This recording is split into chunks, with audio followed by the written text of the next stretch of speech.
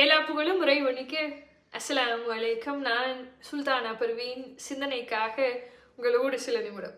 ஒரு 12th standard படிக்கக்கூடிய பையன் பேச்சு போட்டியில் ரொம்ப அழகாக பேசிடுறான். அவனுடைய கருத்து வந்து எல்லாராலையும் பாராட்டப்படுது. நிறைய பேர் பர்சனலாக அவனுக்கு கிஃப்ட்ஸ் எல்லாம் கொடுக்குறாங்க, கை தட்டுறாங்க, பாராட்டுறாங்க, நல்லா புகழ்றாங்க.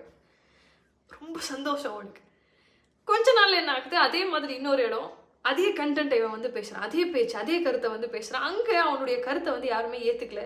அவன் மேலே வெறுப்பை காட்டுறாங்க, அவமானப்படுத்துகிறாங்க, அவனை இன்சல்ட் பண்ணி அனுப்பிச்சிடுறாங்க. அது அவனுக்கு மனவேதனையே கொடுக்குது. அவனால் அதை தாங்கிக்கவே முடியல. ஒரே விஷயம்தான், ஆனால் ஒரு இடத்துல அவனுக்கு பாராட்டி இன்னொரு இடத்துல அவனை வந்து ஏற்றுக்கலை.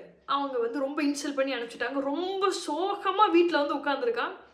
அவனுடைய தாத்தா அவனை போகையிலையும் வரையிலையும் கவனிக்கிறார். அவன் ஏதோ அப்செட்டில் இருக்காங்கிறது தெரியுது. பக்கத்தில் உட்காந்து கேட்குறாரு, என்னப்பா உனக்காச்சு, ஏன் முகமெல்லாம் ஒரு மாதிரி இருக்கு? அந்த பையன் சொல்கிறான், தாத்தா போன தடவை இதே கருத்தை தான் மேடையில் பேசினேன், அத்தனை பேர் பாராட்டினாங்க, அவ்வளோ கிஃப்ட்ஸ் எல்லாம் எனக்கு கொடுத்தாங்க. அதே கருத்தை நான் இன்னொரு இடத்துல பேசும்போது அங்கே என்னை ஏற்றுக்கல, என்னை அவமானப்படுத்துகிறாங்க, விருப்ப காட்டிட்டாங்க, ரொம்ப இன்சல்ட் பண்ணி என்னை அனுப்பிச்சிட்டாங்க. என்னால் ஏற்றுக்கவே முடியல தாத்தா, நான் என்ன செய்யட்டும்?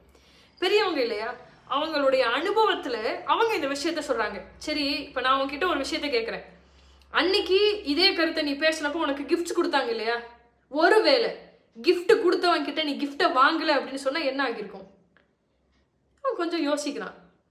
என்ன ஆயிருக்கும்? அந்த கிஃப்ட்டை அவங்க வீட்டுக்கு எடுத்துகிட்டு போயிருப்பாங்க. எனக்கு கொடுக்கலன்னா எனக்காக எடுத்துகிட்டு வந்தது வீட்டுக்கு எடுத்துகிட்டு போயிருப்பாங்க. சரி, அப்போது இங்கே உன்னை திட்டினாங்க, உன்னை வந்து அவமானப்படுத்தினாங்க அப்படின்னு சொன்னேன் இல்லையா? அதை மட்டும் நீ ஏன் வாங்கிட்டு வந்த? அதை அவன்கிட்டே கொடுத்துரு, அவனே வீட்டுக்கு எடுத்துகிட்டு போகட்டும் அப்படின்னு சொன்னார். இது எதுக்காக நான் சொல்கிறேன் அப்படின்னு சொன்னால், சில நேரங்களில் நம்மளை வந்து ஒரு இடத்துல ஏற்றுப்பாங்க, ஒரு சில இடங்களில் நம்மளை ஏற்றுக்க மாட்டாங்க. நமக்கு எது தேவையோ நாம் அதை வாங்கிக்கலாம். நமக்கு தேவையில்லாத விஷயத்த ஒருத்தன் கொடுக்குறான் அப்படின்னு சொன்னால் நீங்கள் அதை வாங்காதீங்க. எவன் எடுத்துகிட்டு வந்தானோ அவனே அதை வீட்டுக்கு எடுத்துகிட்டு போகட்டும். அவமானமாக இருந்தாலும் சரி. யோசிச்சு பாருங்க. அஸ்ஸலாமு அலைக்கும்.